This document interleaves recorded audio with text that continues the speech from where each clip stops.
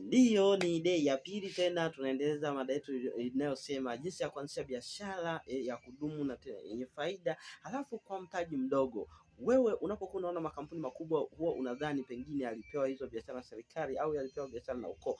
Kumbe ukweli ni kwamba biashara zote unazoziona zilianzishwa hapa duniani ni biashara ambazo zilianza kwa kutatua matatizo ya watu. Hata wewe leo hii kuna watu wametengeneza bidhaa kuja kukutatulia. Wachina wako busy kutengeneza maroboti na mashine mbalimbali za kurahisisha kazi, kama vile kunyoa nywele, watu wananyoa kwa mashine, vitu kama hivyo. Kumbe idea za biashara huwa hazitoki wapi wala hazitoki wapi. Idea za biashara zinasikilizwa kutokana na eneo lililopo. Kuna eneo labda watu wanahitaji vitu vya kula vya haraka haraka, na wewe unajua kutengeneza, au kama hujua unajianza kujifunza ili uje utengeneze. Kuna watu wewe unajua kwamba walihitaji vitu vinywaji baridi, watu wakaona ni rahisi kutengeneza mafriza ili watu wapate vinywaji baridi. Hata wewe unao uwezo pia wa kubuni uwezo lako kwa ajili ya kuwatatulia watu tatizo lao katika jamii ambayo unakaa.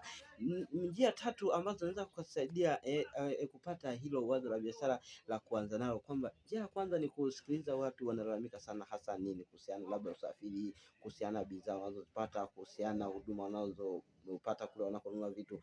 Wewe unaweza kujitolea mhanga kwa ajili ya kujifunza, yani nini wanachokitaka hasa.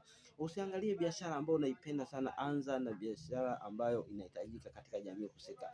Wengi huwa wanajichanganya kutaka kufanya kitu wanachokipenda kwa haraka haraka, kutaka na watu wengine wavipende. Hiyo ndo huwa inatokea, mtu fulani anaanzisha labda duka la fashion, na matokeo yake ile fashion anashindwa kufanya vizuri katika soko kwa sababu bidhaa zile hazipenda. Kumbe angesikiliza ndio lakini katika fashion, lakini nini hasa ambacho watu wanahitaji, na ndicho hicho watu huwa wanahitaji